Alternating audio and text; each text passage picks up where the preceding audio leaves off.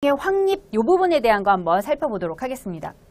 자, 선생님이 바람직한 자아 정체성이 굉장히 중요하다라고 얘기를 했었죠. 그래서 자아 존중감이 높아질 수 있다. 이 자아 존중감을 줄여갖고 자존감 이렇게 얘기 많이 하잖아요. 자존감이 높아야지 뭐 이런 말들 많이 하는데 그 자존감이라는 게 자아 존중감, 나 스스로를 존중하고 긍정적으로 대하는 태도를 뜻하는 거거든요.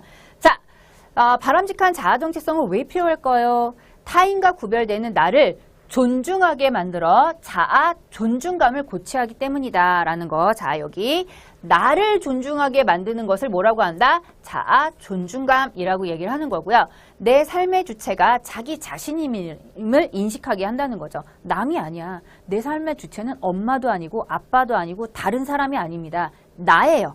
그걸 인식하고 그거대로 살아갈 수 있게끔 해주는 게 자아 정체성이에요. 그리고 자신의 미래를 결정하는데 아주 중요한 역할을 합니다. 아, 나는 뭘 좋아하니까, 난 뭘 잘하니까, 난 이거 할 때 행복해, 이걸 해야겠어 라고 선택하게 하는 것이 바로 나에 대한 것이 다 완벽하게 알아줬을 때, 이해됐을 때 결정하기 쉽겠죠. 그렇기 때문에 자신의 미래를 결정하는 데 중요한 역할을 할 거고요.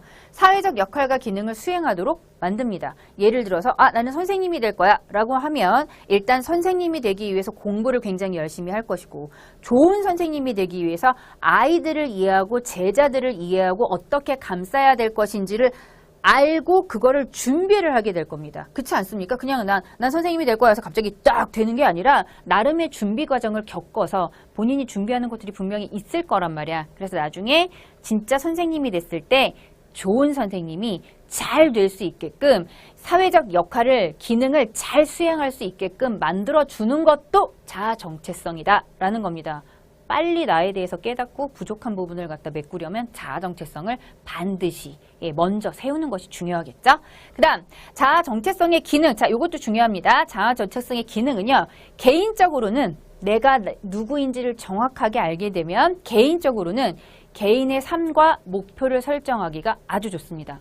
나는 이런 성격이고 이걸 좋아하니까 앞으로 예술가가 되겠어. 아니면 가수가 되겠어. 아니면 선생님이 되겠어. 뭐 이런 것들 있잖아요. 그래서 개인의 삶과 목표를 설정할 수 있게끔 중요하게 역할을 하게 될 거고요. 어떻게 자아 정체성을 형성하는가에 따라 삶의 목표가 달라집니다. 어떻게 살 것인지가 달라진다는 얘기죠. 개인적으로 나는 어떻게 살 것인가, 이게 달라진다고요.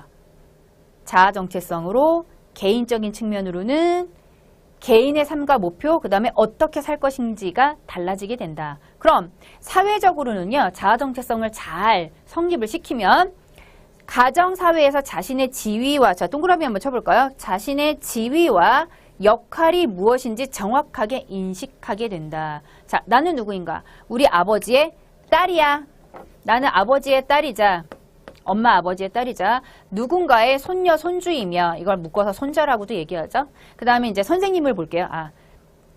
손녀라고 하자. 이걸 그냥 선생님이라고 기준을 봤을 때 손녀일 것이고, 그 다음 선생님이고, 여러분과 선생님 제자들의 선생님이고, 자, 누군가의 아내이자 누군가의 엄마의 역할도 하게 될 겁니다. 자, 그러면 나는 누군가의 딸이지, 누군가의 손녀지, 누군가의 선생님이지, 누군가의 엄마지 라는 걸 정확하게 자아 정체성을 잘 갖고 있으면 이 역할들, 딸로서, 손녀로서, 선생님으로서, 엄마로서 해야 하는 역할이 뭔지 정확하게 깨닫고 준비하게 된다는 얘기죠.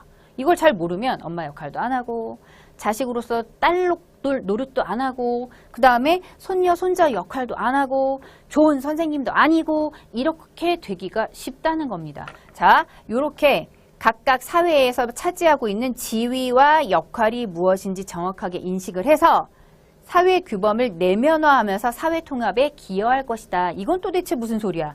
자아 정체성을 확립해서 이걸 자기가 가지고 있는 지위와 역할을 잘 습득을 하면 이 사회가 돌아가는데 선생님같이 이걸 습득을 잘한 사람들만 바글바글 있다고 생각해 보세요. 그들이 각자 자기 역할에 충실하고 최선을 다하면 사회가 싸울 일도 없고 마찰도 없고 살기 좋아지지 않겠습니까? 그게 바로 뭐야? 사회 통합에 기여하게 된다는 거죠.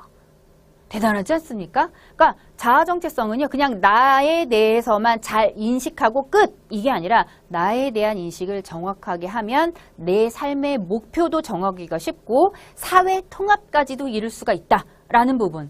무슨 말인지 아시겠죠? 그러니까 여러분들이 이 자아 정체성 빨리 제대로 적당한 시기에 성립하는 게 굉장히 중요합니다. 자, 여기서 다시 질문 들어갑니다. 자아 정체성이 가장 많이 형성되는 시기는 언제라고요? 청소년기. 그렇습니다. 예. 근데 청소년기를 놓쳤다고 해서 난 이제 시기가 늦었어. 난 이제 끝났네. 기회가 없어. 이거 아닙니다, 여러분들. 조금 그 뒤에 정체성이 확립되시는 분들도 굉장히 많아요. 여러분, 삶은 죽는 순간 전까지 자아 정체성을 찾아가는 시기라고 보시면 됩니다. 자, 지금부터 이제 강조 들어갑니다. 밑줄 치세요. 자, 자아 정체성 왜 필요한가? 자아 존중감을 고취하기 때문이다. 자, 밑줄 쳐주시고요. 그 다음 자아 정체성의 기능 이 부분에서는요. 개인적으로는 개인의 삶과 목표를 설정하게 해주고 사회적인 측면에서는 사회 규범을 내면화하면서 사회 통합에 기여하게 된다. 반드시 기억하시고 왕별 쳐주십시오. 자, 자아 정체성의 기능 개인적 측면과 사회적 측면 왕별 쳐주세요. 자, 그 다음 넘어갑니다. 자아 정체성 확립 방법에 대한 내용인데요. 이 부분은 선생님이 교재를 쭉 살펴봤을 때 여기서 문제가 그다지 많이 출제가 되는 건 아닙니다. 근데 가볍게 이렇게 달달달 외울 부분은 아니고요. 가볍게 한번 읽고 넘어가는 되는 부분이기 때문에 선생님이 한번 읽고 넘어가세요. 그냥 이렇게 표시를 해놨습니다. 이 중에서 자아 정체성을 확립할 때 여러분 한 가지만 긍정적이고 적극적인 삶의 태도를 가져야 한다라는 것과 긍정적인 방향으로 가야 됩니다. 사회의 한 구성원으로 사회와 주변에 대한 이해가 필요합니다. 내가 지금 살고 있는 이 사회에 대한 이해가 필요하다고요. 그래야 지금은 민주주의 사회고 정보화 사회고 무슨 사회인지 이걸 알아야 그거에 맞게 자아 정체성이 알맞게 형성됩니다.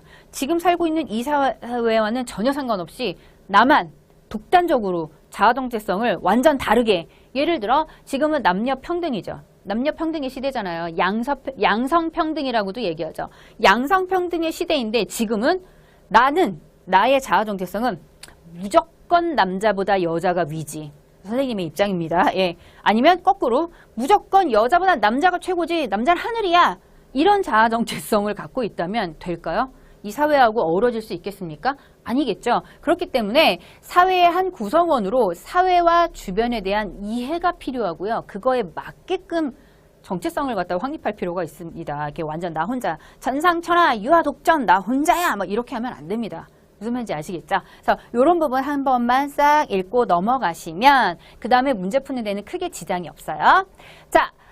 개념 마스터 문제 2번 문제 한번 살펴볼게요. 바람직한 자아 정체성 형성 방법으로 옳은 것은 우리가 지금 방금 전에 그냥 읽으면 뭐가 옳고 그른지 나옵니다. 부정적인 삶의 태도 옳지 않죠. 부정적인 부분이라 옳지 않아. 추상적인 삶의 목표, 추상적인 거는 그냥 대충 어림잡아서 상상 속으로 이런 뜻이거든요. 아니죠. 그 다음 사회와 주변에 대한 이해 필요하다고 얘기했었죠. 그죠? 그 다음 자신의 단점이 아니라 장점에 관심을 가져야지. 난 얼굴도 못생기고 키도 작고 공부도 못하고 집안도 흙수저고 이렇게 단점만 가지고 있어봤자 도움이 될까요?